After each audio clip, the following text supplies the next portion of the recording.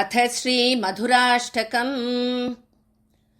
अधरं मधुरं वदनं मधुरं नयनं मधुरं हसितं मधुरं हृदयं मधुरं गमनं मधुरं मधुराधिपतेरखिलं मधुरं वचनं मधुरं चरितं मधुरं वसनं मधुरं वलितं मधुरं चलितं मधुरं भ्रमितं मधुरं मधुराधिपतेरखिलं मधुरं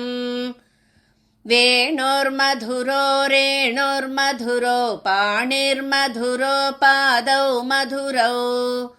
नृत्यं मधुरं सख्यं मधुरं मधुराधिपतेरखिलं मधुरं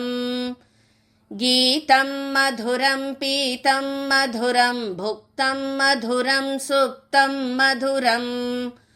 रूपं मधुरं तिलकं मधुरं मधुराधिपतेरखिलं मधुरं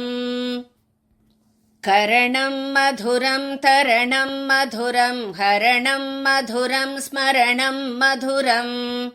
वमितं मधुरं शमितं मधुरं मधुराधिपतेरखिलं मधुरं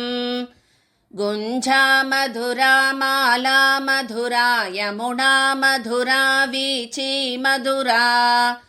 सलिलं मधुरं कमलं मधुरं मधुराधिपतेरखिलं मधुरं गोपी मधुरा लीला मधुरा युक्तं मधुरं मुक्तं मधुरं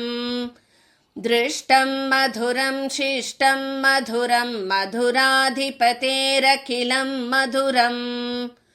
गोपा मधुरा गावो मधुरा यष्टिर्मधुरा सृष्टिर्मधुरा दलितं मधुरं फलितं मधुरं मधुराधिपतेरखिलं मधुरम्। इति श्रीमधुराष्टकं सम्पूर्णम्।